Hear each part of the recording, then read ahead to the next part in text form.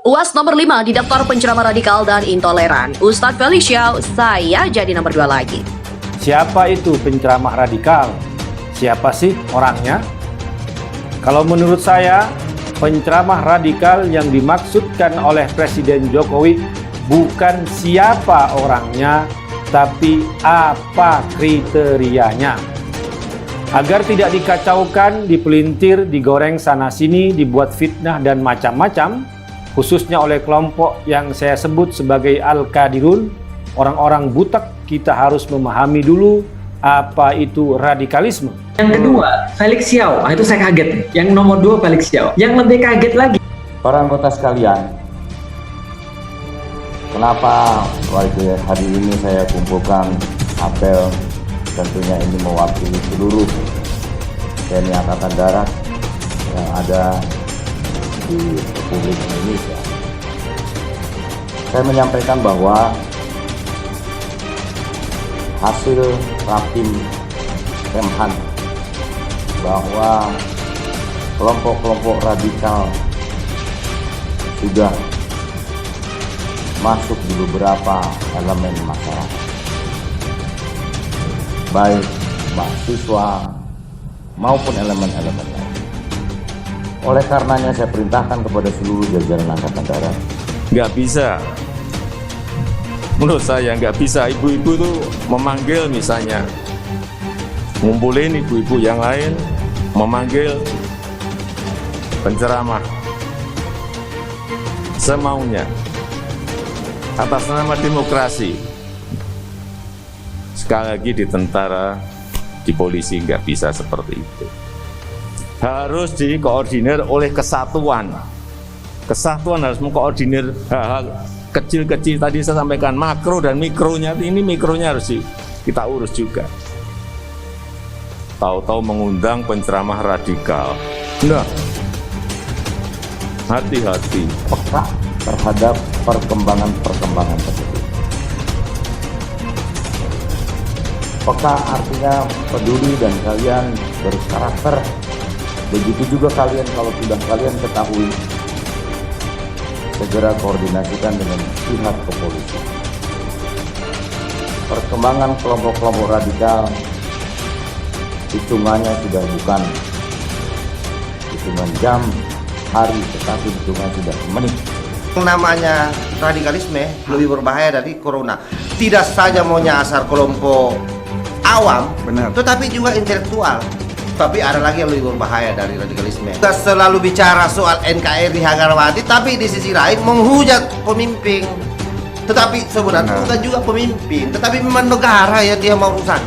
Karena itu Pak Mahfud MD pernah bilang, kalau betul khilafah itu ada di dalam Al-Quran, maka saya akan ikut, saya akan bantu mengkampanye. Artinya apa? Tidak ada ini barang tidak laku di Timur Tengah.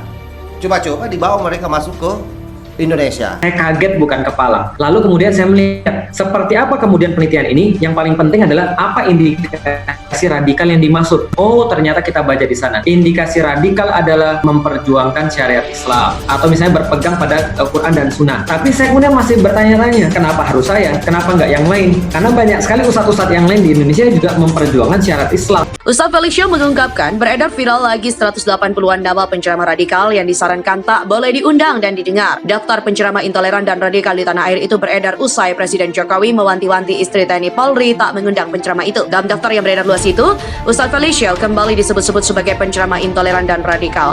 Ini terlihat dalam daftar penceramah radikal terindikasi intoleran dan radikal yang beredar di grup-grup WA. Nama Felicia pun muncul dalam daftar itu dan berada dalam posisi nomor urut 2. Tak ketinggalan, Ustadz Abdul Somad pun masuk dalam daftar 10 besar bersama Ustadz Felicia.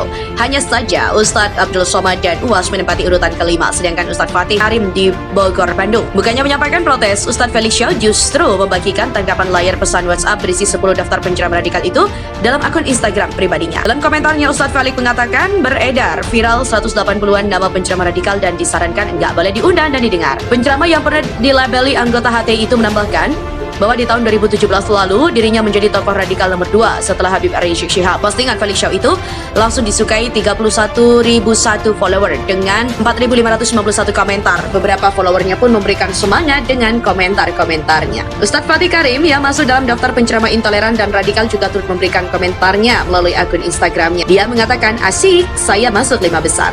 Bahkan tak sedikit netizen yang justru semakin ingin mendapat ceramah dari Ustadz Felix Xiao. Selang beberapa hari setelah Presiden Joko Widodo meminta TNI Polri tak lagi mengundang penceramah radikal, BNPT meminta jajaran kementerian, lembaga pemerintah hingga masyarakat harus ikut memberi perhatian. Direktur Pencegahan BNPT Brigjen Ahmad Nur Wahid dalam keterangannya menyebut bahwa paham radikalisme sejatinya adalah paham yang menjiwai aksi terorisme yang selalu memanipulasi dan mempolitisasi agama. Dia menyebut penceramah radikal jangan dilihat dari penampilannya tapi dari isi materi ceramah yang disampaikan. Nur Wahid menyebut ada 5 ciri yang disampaikan seorang penceramah radikal, diantaranya menyampaikan ajaran anti Pancasila, pro ideologi khilafah transnasional, mengajarkan paham takfiri yang mengkafirkan pihak lain yang berbeda paham maupun berbeda agama, bersikap anti pemimpin atau pemerintah yang sah, dengan sikap membenci dan membangun ketidakpercayaan atau distrust masyarakat terhadap pemerintahan maupun negara melalui propaganda fitnah, adu domba, ujaran kebencian, dan menyebarkan berita bohong. Memiliki sikap eksklusif terhadap lingkungan maupun perubahan serta intoleran terhadap perbedaan maupun keragaman pluralitas, memiliki pandangan anti budaya ataupun anti kearifan lokal keagamaan. Nur Wahid juga menyatakan kelompok radikalisme ini memiliki strategi yang bertujuan menghancurkan Indonesia melalui berbagai strategi yang menanamkan doktrin dan narasi ke tengah masyarakat. Setidaknya ada 3 strategi, yakni mengaburkan, menghilangkan bahkan menyesatkan sejarah bangsa, menghancurkan budaya dan kearifan lokal bangsa Indonesia, dan mengadu domba anak bangsa dengan pandangan intoleransi dan isu SARA.